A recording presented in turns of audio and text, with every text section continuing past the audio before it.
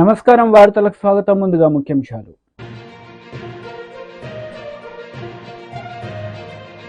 Deputy CM Pavan Kalyan press meet, పలు అంశాలపై వివరణ. మంత్రి ఉత్తమ్ కుమార్ రెడ్డి ప్రెస్ మీట్, పలు అంశాలపై వివరణ. Deputy CM Pavan Kalyan press meet నిర్వహించారు. ఈ సందర్భంగా పలు అంశాలపై ఆయన మాట్లాడారు. గ్రామసభ తీర్మానాలు చేయాలి అనేది చాలామంది కోరికది. పంచాయతీరాజ్ వ్యవస్థలో గ్రామ పంచాయతీల నుండి జిల్లా పరిషత్ వరకు పటిష్టంగా ఉన్నప్పుడే నిజంగా మనం అనుకున్న అభివృద్ధి సాధించగలుగుతాం. అందుకని దాంట్లో భాగంగానే ఆగస్టు 23వ తారీఖున రాష్ట్ర వ్యాప్తంగా 13,326 గ్రామ పంచాయతీల్లో ఇప్పుడు ఇంతకుముందు ఎన్నడూ లేని విధంగా ఒకే రోజున గ్రామ సభలు నిర్వహిస్తూ ఉన్నాం. ఈ గ్రామ సభల్లో ఉపాధి హామీ పథకంలో ప్రతి కూలీ కుటుంబం సంవత్సరంలో 100 రోజులు పనిచేసే విధంగా అవగాహన కల్పించాలి. కూలీలకి ఉన్న హక్కులను తెలియచేయాలి. రైతులకు ఉపాధి హామీ పథకాన్ని సద్వినియోగం చేసుకోవడానికి సంబంధించిన పనుల వివరాలను గ్రామ సభల్లో ప్రతి ఒక్కరికి అర్థమయ్యే విధంగా తెలియజేయాలి. ఇకపైన ఉపాధి హామీ పథకాన్ని సమర్థవంతంగా అమలు చేయడానికి మనందరం కలిసి పనిచేద్దాం. పథకం అమలులో మన రాష్ట్రాన్ని దేశంలోనే మళ్ళా మొదటి స్థానంలో ఉంచడానికి కృషి చేయాలని కోరుకుంటా ఉన్నాను. గ్రామాలను అభివృద్ధి చేసే మహాత్మా గాంధీ గారి కళలాగా గ్రామ స్వరాజ్యాన్ని స్థాపించాలి, ఆ దిశగా అడుగులు వేయాలని చెప్పి మీరందరూ కలిసి మాకు సహాయ సహకారాలు ఇవ్వాలని మనస్ఫూర్తిగా కోరుకుంటున్నాను. మంత్రి గుడివాడ అమర్నాథ్ మీడియా సమావేశం నిర్వహించారు. ఈ సందర్భంగా టీడీపీ నేతలపై ఆయన విరుచుకుపడ్డారు. ఇటువంటి ఇన్సిడెంట్స్ అనేటువంటిది ఇంత నిర్లక్ష్యానికి గురి కాకుండా ప్రభుత్వం చర్యలు తీసుకోవాలని, మున్ముందు ఇటువంటి సంఘటనలు జరగకుండా చూసుకునేటువంటి దానికి జాగ్రత్తలు తీసుకోవాలని, అనవసరమైనటువంటి అంశాల మీద దృష్టి పెట్టేటువంటి సమయాన్ని ఇటువంటి ఇన్సిడెంట్స్ జరగకుండా చూసుకునేటువంటి దానికి ప్రభుత్వం చర్యలు తీసుకోవాలని చెప్పి ఇప్పటికే మా పార్టీ అధ్యక్షులు జగన్మోహన్ రెడ్డి గారు ఒక ప్రకటన కూడా విడుదల చేసినటువంటి సందర్భాన్ని చూశారు. మరి వారి చిన్నారులు, చనిపోయినటువంటి చిన్నారులు చాలామంది గిరిజన ప్రాంతాలకు చెందినటువంటి చిన్నారులు. మరి వారందరికీ కూడా వారి కుటుంబాలని ప్రభుత్వం ఆదుకోవాలని, ఇటువంటి ఘటనలు జరగకుండా చూసుకునేటువంటి బాధ్యత ప్రభుత్వం తీసుకోవాలని చెప్పి కూడా ఈ సందర్భంగా మీ ద్వారా ప్రభుత్వానికి తెలియజేసుకుంటాం. ముఖ్యంగా ఈరోజు మిమ్మల్ని అందరినీ కూడా ఆహ్వానించినటువంటి దానికి గల కారణం, ఇప్పుడే రాష్ట్ర ముఖ్యమంత్రి చంద్రబాబు నాయుడు గారు శ్రీ సిటీలో కొన్ని పరిశ్రమల్ని ప్రారంభోత్సవం, కొన్నింటికి శంకుస్థాపన కార్యక్రమాలు చేసినటువంటి సందర్భాన్ని ఈరోజు కొన్ని పత్రికల్లో పెద్ద ఎత్తున అడ్వర్టైజ్మెంట్స్ కానీ, లేదా వారు ఆడికి వెళ్ళిన తర్వాత జరిగినటువంటి కార్యక్రమాలను కానీ చూసాం. అయితే నా ద్వారా ప్రజలకి చెప్పాల్సింది ఏంటంటే, అసలు ఒక ఇన్సిడెంట్, ఒక పరిశ్రమ ఏర్పాటు చేయాలంటే దానికి కావాల్సినటువంటి సమయం ఎంత? వారు ప్రభుత్వంలోకి వచ్చి 2 మాసాల 12వ తారీఖున అనుకుంటా బహుశా ప్రమాణ స్వీకారం చేసి 2 మాసాల ఒక వారం అయింది. ఈరోజు 16 పరిశ్రమలని ప్రారంభోత్సవం చేశారు. ఇప్పుడే కాదు, రానటువంటి ఇంకో 1.5, 2, 3 సంవత్సరాల వరకు జగన్మోహన్ రెడ్డి గారి హయాంలో మేము తీసుకొచ్చినటువంటి పరిశ్రమల్ని ప్రారంభోత్సవాలు చేయడానికి వారికి సమయం పడుతుంది. ఇదేదో ఆయన బ్రాండ్ని చూసి వచ్చినట్టుగా వారు మాట్లాడుతున్నటువంటి మాటలు చూస్తే కాస్త ఆశ్చర్యానికి గురి చేస్తుంది. ఎందుకంటే కనీసం ఒక 100 కోట్ల రూపాయలు పెట్టుబడి పెట్టి ఒక పరిశ్రమ పెట్టాలన్నా కనీసం 6 నెలల నుంచి సంవత్సరం సమయం పడుతుంది. ఈరోజు వారు ప్రారంభోత్సవాలు చేసినటువంటి ఏ ఒక్క పరిశ్రమ కూడా వారి బ్రాండ్ ఇమేజ్తోనో లేదా వారు ప్రభుత్వంలోకి వచ్చిన తర్వాత వచ్చినటువంటి కావు అనేటువంటి విషయాన్ని వారు గమనించి మాట్లాడితే బాగుండు అనేటువంటి అభిప్రాయాన్ని మాకు మీ ద్వారా ప్రజలకు తెలియజేయాలనేటువంటి ఉద్దేశంతో ఎందుకంటే కంపెనీలకి చాలా మట్టుకు శంకుస్థాపనలు మా ముఖ్యమంత్రి గారు కానీ నేను కానీ మా హయాంలో చేసినటువంటి కొన్ని భూములు ఇచ్చి అలాట్మెంట్స్ చేసి వారిని ఆకర్షించి ఇక్కడ మన దగ్గర పెట్టుబడులు పెట్టాలన్నటువంటి కార్యక్రమం చేసినటువంటి సందర్భాలు కానీ లేదా రానటువంటి కాలంలో ఇప్పుడు కొన్ని శంకుస్థాపనలు కూడా వారు ఈరోజు కొన్ని భూమి పూజలు కూడా చేశారు. వాటికి అలాట్మెంట్స్ కానీ ఇవన్నీ కూడా జగన్మోహన్ రెడ్డి గారి హయాంలో వారి నేతృత్వంలో వారు ముఖ్యమంత్రిగా మేము ప్రభుత్వంలో ఉన్నప్పుడు చేసినటువంటి అలాట్మెంట్స్ అనేటువంటి విషయాన్ని వారు గమనించాలని చెప్పి సందర్భంగా కోరుతా ఉన్నాం. ఏది ఏమైనప్పటికీ మార్కెటింగ్లో చంద్రబాబు నాయుడు గారిని మించినటువంటి వ్యక్తి మరొకరు లేరు అనేటువంటిది జగమెరిగినటువంటి సత్యం. ఏ కార్యక్రమం చేసినా ఎవరు పని చేసినా ఆ చేసినటువంటి పని నేనే చేశానని చెప్పుకునేటువంటి దాంట్లో వారిని మించినటువంటి వ్యక్తి మరొకరు లేరు అనేటువంటి విషయాన్ని కూడా మన అందరికీ తెలుసు. అది జగమెరిగినటువంటి సత్యం. ఉదాహరణకి భోగాపురంలో నిర్మిస్తున్నటువంటి ఎయిర్పోర్ట్ కానివ్వండి, లేదా శ్రీకాకుళం మూలపేటలో నిర్మిస్తున్నటువంటి పోర్టు కానివ్వండి, లేదా మచిలీపట్నంలో నిర్మిస్తున్నటువంటి బందర్ పోర్టు కానివ్వండి. మాజీ మంత్రి కేటీఆర్ మీడియా సమావేశం నిర్వహించారు. ఈ సందర్భంగా పలు అంశాలపై ఆయన మాట్లాడారు. తెలంగాణ పౌరుషాన్ని, తెలంగాణ యొక్క ఆత్మగౌరవాన్ని చాటే విధంగా చాలా గొప్పగా ఒక అద్భుతమైన భవనాన్ని నిర్మాణం చేసి తెలంగాణలోని భవిష్యత్ తరాలకు అందించాలనే ఉద్దేశంతో అక్కడ ఒక మంచి డిజైన్ ఎంపిక చేసి చాలా లోతుగా ఆలోచించి సెక్రటేరియట్ కట్టారు. కట్టిన తర్వాత సెక్రటేరియట్కి ఏ డాక్టర్ బాబాసాహెబ్ అంబేద్కర్ వల్లనైతే తను రాసిన రాజ్యాంగంలో పెట్టిన ఆర్టికల్ 3 ఏదైతే ఉందో దానివల్లనే తెలంగాణ రాష్ట్రం ఏర్పడ్డది. కాబట్టి ఆ మహనీయుడికి ఘనమైన నివాళి అర్పించాలని చెప్పి సెక్రటేరియట్కి ఒక పక్కన ప్రపంచంలోనే అతిపెద్దదైన బాబాసాహెబ్ విగ్రహం పెట్టారు. అదేవిధంగా సెక్రటేరియట్కి కూడా డాక్టర్ బాబాసాహెబ్ అంబేద్కర్ గారి పేరే పెట్టారు.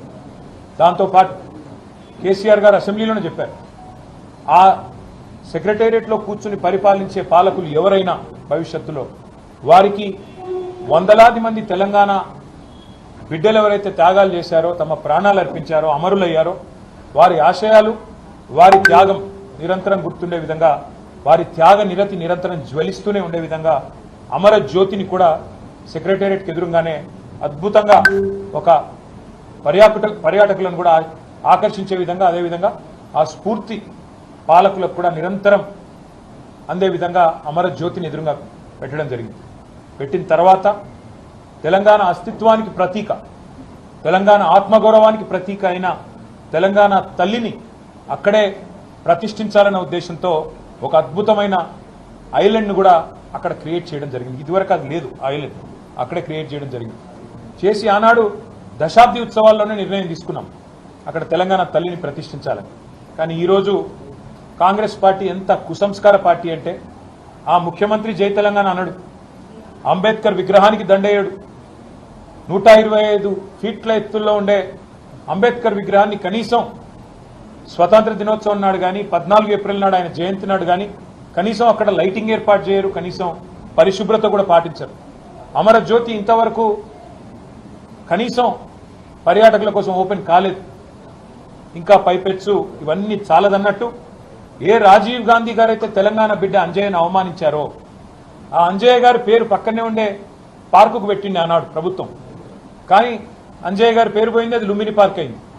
ఇప్పుడు ఏ అంజయ్య గారిని అయితే అవమానించిన వ్యక్తి ఉన్నారో ఆయన విగ్రహాన్ని తెచ్చి మా నెత్తిన రుద్దడం అంటే ఇది ఎంతవరకు న్యాయం అని చెప్పి వాళ్ళు నేను మా పార్టీ తరఫున అడుగుతా ఉన్నాను. మేము 10 ఏళ్ళు చాలా సంస్కారవంతంగా వ్యవహారం చేసినాం. రాజీవ్ ఆరోగ్యశ్రీ అనే పథకం ఉంటే దాని పేరు మార్చలేదు, అట్లే కొనసాగించాం. మా పేరు పెట్టుకోవచ్చు, ఇంకో పేరు పెట్టవచ్చు, కానీ మార్చలేదు. రాజీవ్ రహదారి అని స్టేట్ హైవే ఉంటే దాని పేరు కూడా మార్చలేదు. రాజీవ్ గాంధీ యూనివర్సిటీ అని IIIT బాసరకు పేరుంటే నాలెడ్జ్ యూనివర్సిటీ అని దాన్ని కూడా మార్చలేదు, కొనసాగించినాం. ఉప్పల్లో ఉండే అంతర్జాతీయ స్టేడియంకు రాజీవ్ గాంధీ స్టేడియం అని పేరున్నా దాన్ని కూడా కొనసాగించినాం తప్ప మార్చలేదు. అదే మాదిరిగా అంతర్జాతీయ విమానాశ్రయం పేరు రాజీవ్ గాంధీ అంతర్జాతీయ విమానాశ్రయం ఉన్నా దాన్ని కూడా కొనసాగించినాం తప్ప కుసంస్కారవంతంగా ఆలోచన చేయలేదు. కానీ వాళ్ళ బాధతోనైనా చెప్పక తప్పడం లేదు. మీరు తెలంగాణ తల్లిని అవమానించిన తర్వాత తెలంగాణ అస్తిత్వానికి ప్రతీక అయిన మనందరి తల్లి లాంటి తెలంగాణ తల్లిని మీరు అగౌరవపరిచిన తర్వాత తప్పకుండా ఈ మాట బాధతోనే చెప్తా ఉన్నాం. రాజీవ్ గాంధీ గారు మరి తెలంగాణకు ఆయనకు సంబంధం ఏందో నాకే తెలియదు. రాహుల్ గాంధీ దగ్గర మార్కులు కొట్టేయాలంటే మీ గాంధీ భవన్లో పెట్టుకో, లేదా జూబ్లీహిల్స్లో నీ ఇంట్లో పెట్టుకో, ఎవరు వద్దంటలేదు. కానీ ఇవాళ తెలంగాణ సెక్రటేరియట్ ముందు రాజీవ్ గాంధీ విగ్రహాన్ని పెట్టి ఏ కాంగ్రెస్ పార్టీ అయితే వందలాది మంది పిల్లల ప్రాణాలు తీసిందో ఆ కాంగ్రెస్ పార్టీ మళ్ళొక్కసారి క్రూర పరిహాసం ఆడే విధంగా తెలంగాణతో, తెలంగాణ అస్తిత్వాన్ని, తెలంగాణ ఆత్మగౌరవాన్ని దెబ్బతీసే విధంగా వ్యవహారం చేస్తూ ఉన్నారు. మేము తప్పకుండా మాటిస్తా ఉన్నా మా తెలంగాణలోని అన్నదమ్ములకి, ఆడబిడ్డలకి, మన పోరాటమే అస్తిత్వ పోరాటం, ఆత్మగౌరవ పోరాటం. తప్పకుండా మనం మళ్ళీ తిరిగి వస్తాం. అది కాంగ్రెస్ వాళ్ళకు తెలుసు, మీకు తెలుసు, మాకు తెలుసు. 4 ఏళ్లలో మళ్ళీ కేసీఆర్ గారి నాయకత్వంలో తిరిగి తెలంగాణలో ప్రభుత్వం కూడా మనది ఏర్పడుతుంది. ఏర్పడ్డ తర్వాత వెంటనే తప్పకుండా రాజీవ్ గాంధీ గారి విగ్రహాన్ని అక్కడి నుంచి సకల మర్యాదలతో తొలగిస్తాం. అక్కడి నుంచి కాంగ్రెస్ వారు ఎక్కడికి కోరుకుంటే అక్కడికి తరలిస్తాం. అక్కడ మాత్రం ఖచ్చితంగా తెలంగాణ తల్లి విగ్రహాన్ని పెడతాం. కాంగ్రెస్ నేతలు మీడియా సమావేశం నిర్వహించారు. ఈ సందర్భంగా పలు అంశాలపై వారు మాట్లాడారు. శాసనసభ్యులు, శాసన మండలి సభ్యులు, మరి అందరికీ నేను నమస్కారం తెలియజేస్తూ, ఈరోజు మేము ఈ ప్రెస్ మీట్ ఉద్దేశం, లక్ష్యం రాష్ట్రంలో ప్రతిపక్షాలు ఒక తప్పుడు వాదనతో, ఒక రాజకీయ దురుద్దేశంతో రైతుల్లో ఆందోళన కలిగిస్తున్న విషయం గమనించి చాలా విషయాలు క్లారిఫై చేయాలనే ఉద్దేశంతో ఈ ప్రెస్ మీట్ పెట్టడం జరిగింది. నిస్సందేహంగా స్వతంత్ర భారతదేశంలో ఈరోజు తెలంగాణలో కాంగ్రెస్ ప్రభుత్వం, ముఖ్యమంత్రి రేవంత్ రెడ్డి గారు, ఉప ముఖ్యమంత్రి బట్టి విక్రమార్క గారు, వ్యవసాయ శాఖ మంత్రి తుమ్మల నాగేశ్వరరావు గారి ఆధ్వర్యంలో చేసిన రుణమాఫీ స్వతంత్ర భారతదేశంలో ఎక్కడా ఎన్నడూ జరగలేదు. ఇది యావత్ భారతదేశంలో కూడా అందరికీ ఒక గొప్ప సందేశం, సంకేతం పోయిందని చెప్పి నేను మనం చెప్తున్నాను.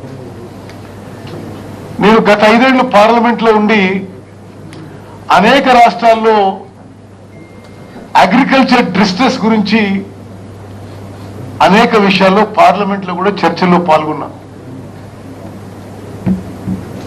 అక్కడున్న వాళ్ళు కూడా రైతులకు అనేక విధాలుగా మోసం చేశారు. వాళ్ళు ఏనాడు కూడా కేంద్రంలో ఉన్న వాళ్ళు మన్మోహన్ సింగ్ గారు ప్రధానమంత్రి ఉన్నప్పుడు దేశవ్యాప్తంగా రైతులందరికీ రుణమాఫీ చేసిన తర్వాత, ఆ తర్వాత వచ్చిన బీజేపీ ఏనాడు కూడా రుణమాఫీ అసలు మాట కూడా మాట్లాడలేదు. అదేవిధంగా వాళ్ళు గత 5-10 ఏళ్ల నుంచి రైతుల ఆదాయం రెట్టింపు చేస్తామని చెప్పి ఒక ఫ్లాగ్షిప్ స్లోగన్ గా పెట్టి డబ్లింగ్ ఆఫ్ ఫార్మర్స్ ఇన్కమ్ అనేక మార్లు ఆ విషయాన్ని పార్లమెంట్ లో, బడ్జెట్ సెషన్ లో బయట మాట్లాడి ఆ విషయంలో కూడా రైతుల మేలు కోసం ఒక్క స్టెప్ కూడా తీసుకోలేదు. ఆనాడు మన్మోహన్ సింగ్ ప్రభుత్వం రైతు రుణమాఫీ పెద్ద ఎత్తున చేయడం జరిగింది. దేశవ్యాప్తంగా ఒక విప్లవాత్మక అడుగు ముందుకేసింది రైతులకి మేలు చేయడానికి. ఈరోజు తెలంగాణలో కాంగ్రెస్ ప్రభుత్వం అంతటి విప్లవాత్మక మార్పు తీసుకురావడానికి, రైతుల జీవితాల్లో రుణ విముక్తి చేయడానికి ఒక సాహసోపేతమైన ఒక రెవల్యూషనరీ స్టెప్ మేము తీసుకున్నాం. అప్రిషియేట్ చేయకపోగా ఒక రాజకీయ దురుద్దేశంతో ప్రతిపక్షాలు తప్పుడు ప్రచారం చేయడం, ఒక గందరగోళ వాతావరణం సృష్టించే ప్రయత్నం చేస్తున్న విషయాన్ని యావత్ తెలంగాణ రైతాంగానికి వైసీపీ లీడర్ మీడియా సమావేశం నిర్వహించారు. ఈ సందర్భంగా పలు అంశాలపై ఆయన మాట్లాడారు. ఆంధ్రప్రదేశ్ రాష్ట్రంలో దౌర్జన్యాలు, దహనకాండలు, అల్లర్లు, మానభంగాలు, ఇలాగా ఆంధ్రప్రదేశ్ అంతా కూడా ఎప్పుడు కూడా లేని విధంగా అగ్నిగుండంలో మారుస్తూ ఉన్నారు. గతంలో లోకేష్ గారు చెప్పినట్టు రెడ్ బుక్ రాజ్యాంగాన్ని నడుపుతా ఉన్నారు ఆంధ్రప్రదేశ్ రాష్ట్రంలో. ఇది ఇవాళ క్లియర్గా తేటతెల్లం అవుతా ఉంది. ఇన్ని హత్యలు జరుగుతూ ఉన్నాయని సాక్షాత్తు మరి జగన్మోహన్ రెడ్డి గారు దేశ రాజధాని ఢిల్లీలో ఆయన ప్రొటెస్ట్ కార్యక్రమం దేశం అంతా కూడా అక్కడ ఉన్న ఎంపీలకి ప్రభుత్వాలకి తెలిసే విధంగా ఇక్కడ హత్యా రాజకీయాలు జరుగుతున్నాయి, దీన్ని ఆపాలి అనే కార్యక్రమంతో ఆయన ఢిల్లీలో ప్రొటెస్ట్ కార్యక్రమం చేస్తే దాన్ని ఇష్యూ డైవర్షన్ అంటే లోకేష్ క్లియర్గానే చెప్పాడు, రెడ్ బుక్లో మేము రాసుకుంటున్నాము, రెడ్ బుక్ ప్రకారంగానే మేము రాజ్యాంగం చేస్తామని చెప్పింది అలా చేస్తూ ఉన్నారు.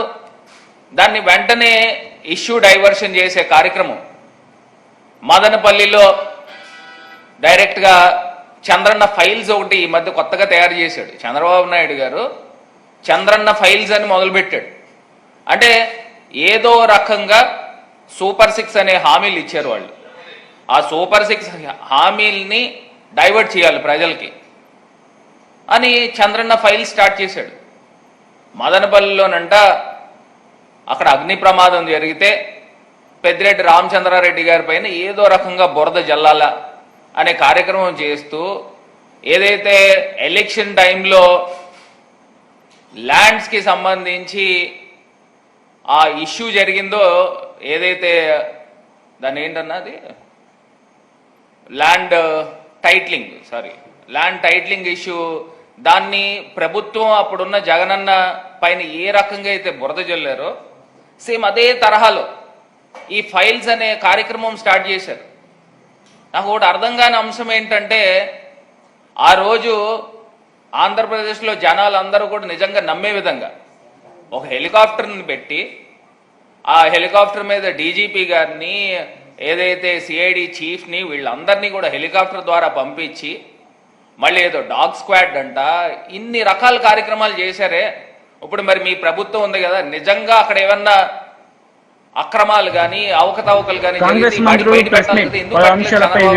ఇవాళ మేము సూటిగా ప్రశ్నిస్తున్నాం. ఆ రోజు పెద్దిరెడ్డి గారే ఛాలెంజ్ చేశారు, ఏదన్నా ఉంటే బయట పెట్టు అని సవాల్. మరి దానికి ఏం చేశావు అని అంటే దానికి సమాధానం లేదు. మరి రెండోది ఏదైతే పోలవరం ప్రాజెక్టు మేము డే 1 నుంచి చెప్తా ఉన్నాం. ఆ పోలవరం ప్రాజెక్టులో డయాఫ్రమ్ వాల్ గురించి ఎత్తుకుంటానే ఉన్నాం. ఒక పక్కన స్పిల్వే పనులు కంప్లీట్ కాలేదు, ఇంకో పక్కనేమో 2 కాఫర్ డ్యాముల పనులు కాలేదు. కంప్లీట్ కాకుండా నేను డయాఫ్రమ్ వాల్ ఎత్తుకున్నాడు, డయాఫ్రమ్ వాల్ కన్స్ట్రక్షన్ చేశాడు. వరదలు వస్తే ఆ డయాఫ్రమ్ వాల్ బ్రీచ్ అవుతుంది, ఆ ఏరియా అంతా కూడా కవర్స్ పడతాయని డే 1 నుంచి చెప్తానే ఉన్నాం. అది మొన్న ఇంటర్నేషనల్ ఎక్స్పర్ట్స్ వచ్చారు, కెనడా నుంచి అమెరికా నుంచి 4 వ్యక్తులు వచ్చారు.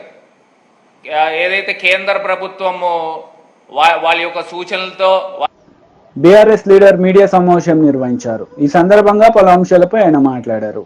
टोटली మా पार्टी 100% अपोज చేస్తున్నారు. इसीलिए मैं तमाम मीडिया के दोस्तों को बताना चाहता हूँ, वक्फ इदारा एक ऐसा इदारा होता है जो लोग प्रॉपर्टी वक्फ करते हैं उसकी हिफाजत करता है और मंशा वक्फ के तहत उस प्रॉपर्टी से जो फायदा पहुंचता है, वक्फ करने वाला शख्स जो मंशे के तहत वक्फ करता है उसको इम्प्लीमेंट करने वक्फ इदारा काम करता है। आज बड़ी अफसोस की बात है, बीजेपी गवर्नमेंट काफी दिन से अमेंडमेंट बिल लाने की कोशिश कर रही थी और कुछ दिन पहले पार्लियामेंट में बिल पेश भी किया गया, मगर सारे अपोजिशन पार्टी उसके अगेंस्ट जाने की वजह से वो बिल जो है पार्लियामेंट्री कमेटी को सौंपा गया है कि सबसे मशवरा करने के बाद उसे एडवाइस दिया जाए।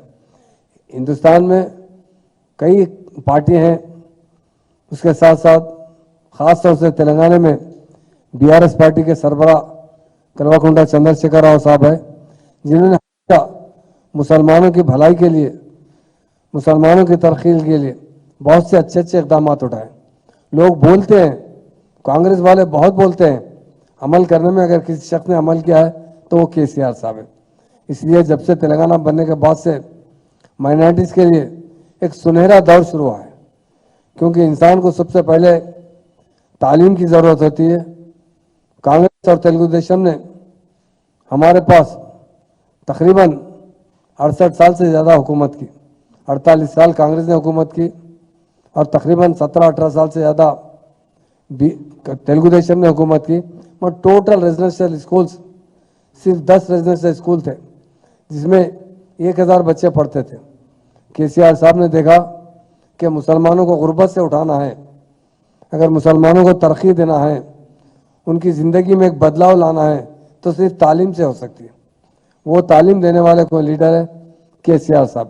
उन्होंने जैसा ही तेलंगाना बना, सबसे पहले उन्होंने 2 साल के अंदर 204 रेजिडेंशियल स्कूल खोले, जिसमें 1,40,000 बच्चे तालीम हासिल कर रहे हैं, जिसमें लड़कियां भी तालीम हासिल कर रहे हैं, लड़के तालीम हासिल कर रहे हैं। और साथ ही साथ उन्होंने ओवरसीज स्कॉलरशिप दी, जिसके लिए हर बच्चे को 20 लाख रुपए दिए जाते हैं। जिसके माँ बाप गरीब है, उनके बच्चे अमेरिका, ऑस्ट्रेलिया, लंदन में पढ़ना चाहते हैं या दुनिया के किसी मुल्क में जाके वो तालीम हासिल करना चाहते हैं, तो उन्हें फ्री ग्रांट दिया जाता है। 20 लाख देने वाली पार्टी बीआरएस पार्टी है, उसके सरबराह केसीआर साहब है।